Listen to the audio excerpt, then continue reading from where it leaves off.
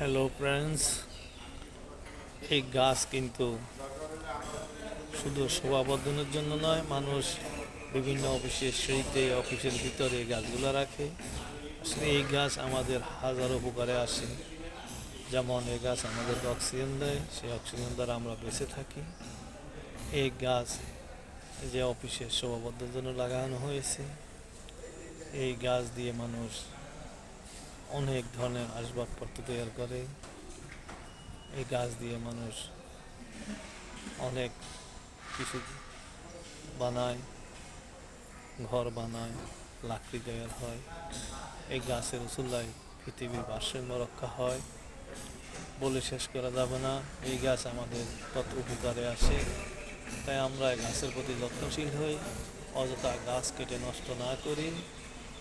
তাই দেশের ভারসাম্য রক্ষাতে আমরা ভালো একটা ভূমিকা রাখি। আল্লাহ হাফেজ।